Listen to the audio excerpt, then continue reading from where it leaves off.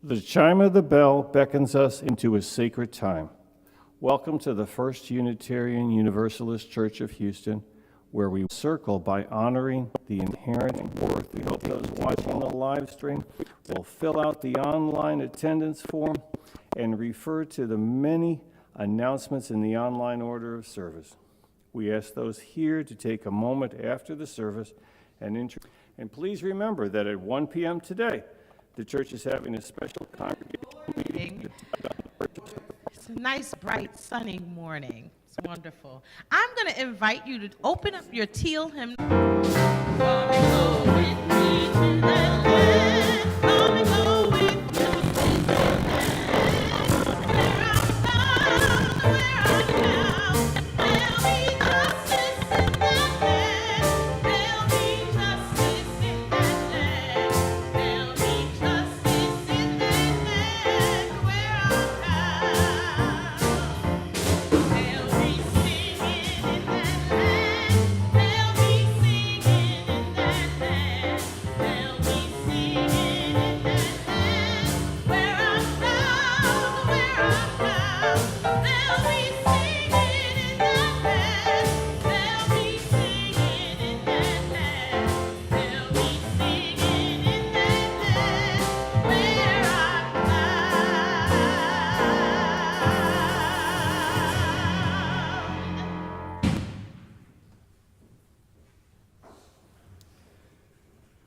Good morning. Guess what? I'm not Colin Busson. I received a call at about 6 o'clock on Friday saying he's stuck in an airport. I hope he was in the hotel last night. We'll see. But because of the disruption of the electronics around the world, he and his family were halfway back from their overseas journey. So today, I am scrambling to try to do what I can do to bring a service that you might even find worthwhile. Unfortunately, I am not one who does a question box service, so everything is scrambled, and I am relying on the professionalism of the staff and the volunteers who make this thing happen every week to get me through it all for separateness. I am the world, and I am also This is my prayer.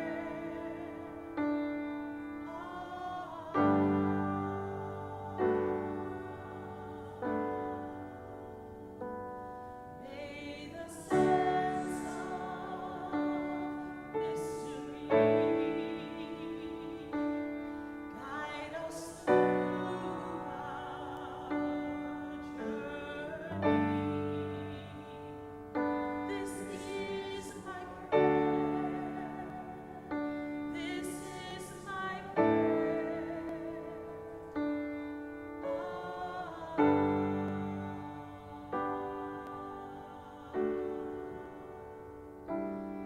This is my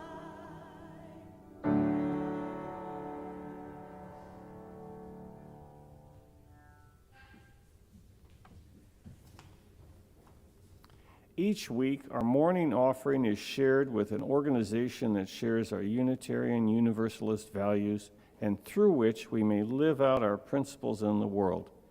This week, we are donating to the Forgotten Third. And this morning, we welcome Carlton Harris to tell us more.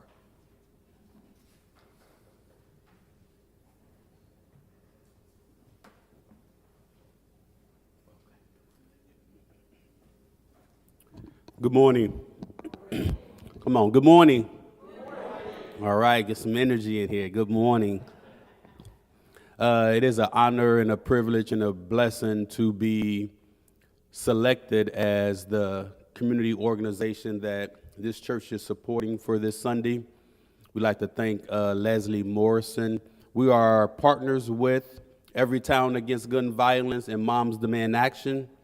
It's a key partnership because we work with underserved youth who are impacted by gun violence in underserved communities.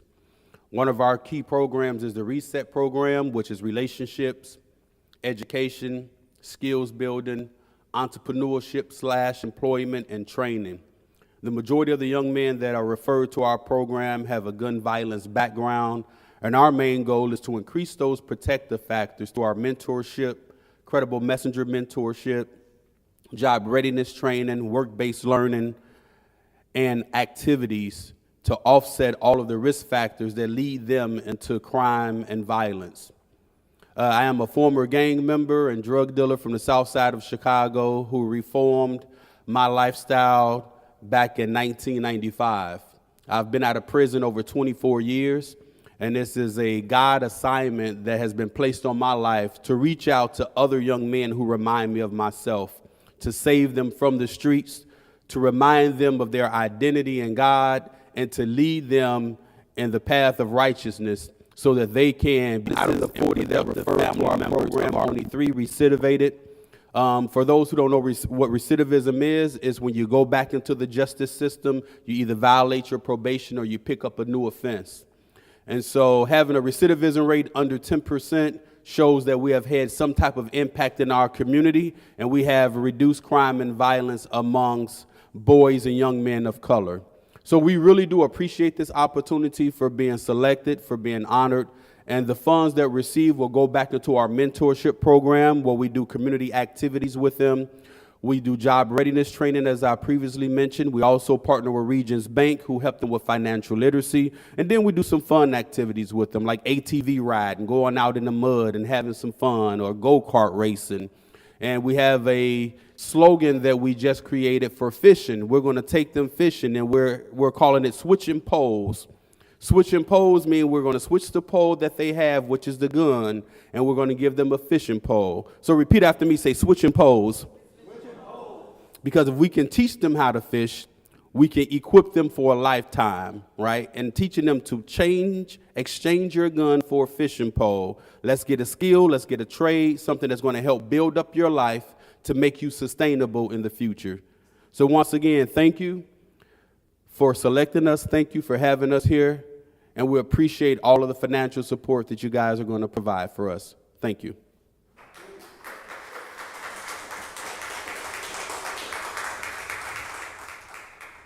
Thank you, Carlton, for coming out and talking to us today. Those in our sanctuary will find the instructions for text giving in the order of service next to the instructions.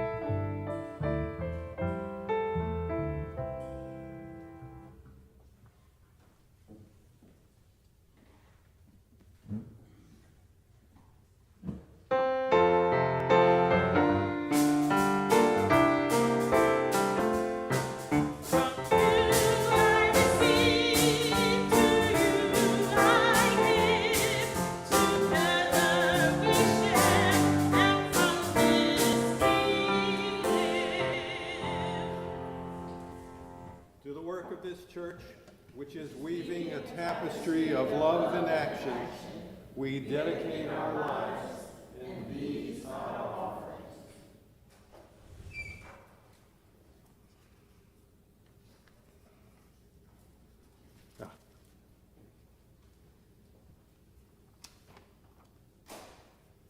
Our reading today is from The Blessings of Community by Douglas Taylor. Alone in the world, I was beset with frustration and anger at the world around me. So much injustice and hatred, so little peace and freedom. I longed to make a difference. I struggled against powers and institutions, but my actions seemed insignificant and my words were drowned out. Then I came into community, a religious community of hope and love. Here I found support and energy, vision and power, the authority of shared witness, and together we changed the world. And since we know our world is changing, we're also going to change the hymn. And so I'm going to ask you to turn in your hymnals to number 1021. Lean on me. Please rise in body or as you find 1021. Sometimes in our lives, we all have pain, we all have sorrow, but if we are wise, we know that there's always tomorrow. Lean on me when you're not strong, and I'll be your friend. I'll help you carry on, for it won't be long till I'm gonna need somebody to lean on. Please swallow your pride. If I have wings, you need to borrow, for no one can fill those of your needs that you won't let show. Lean on me when you're not strong, and I'll be your friend. I'll help you carry on, for if you then I'm gonna need somebody to lean on. If there is a load you have to bear that you can't carry, I'm right up the road. I'm gonna need somebody to lean on. Just call on me, brother, when you need a hand. We all need somebody to lean on. I just might have a problem that you'll understand. We all need somebody to lean on. Just call on me, sister, if you need a hand. We all need somebody to lean on. I just might have a problem that you'll understand. We all need somebody to lean on. We all need somebody to lean on. We all need somebody to lean on. Thank you. Wow. Speaking of improvisation, I want to really thank the brilliant Dr. Jolie Rock for putting this together literally on the fly today. As I introduced the change in topic, she knew this was the right song for the situation.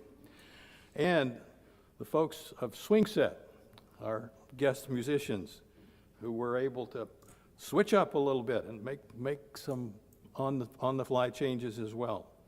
And of course, Chelsea, who was always capable with every piece of music that possibly could be thought of.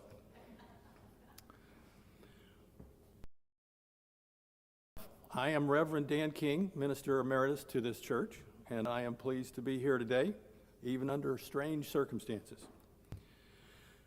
My first reaction when I received the call from Dr. Bosson was anxiety.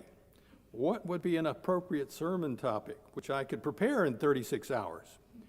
He suggested I might go ahead with the announced question box format. But I have a different mindset and level of confidence compared to Dr. Bosson. I've never felt quite equipped to try that service in a way that I could be confident that I would be able to answer your hard questions with sufficiently interesting comments. I would worry, and I always worry about my sermon, but for that, and uninformedly after this past week of shows every night. But whenever I refer to the calendar, my lifelong interest in both American and European history and the perspectives that come from that history often suggest topics which seem timely to me and fascinate me, and which might occasionally be interesting to present to others. My patient. So, looking at today's date, July 21.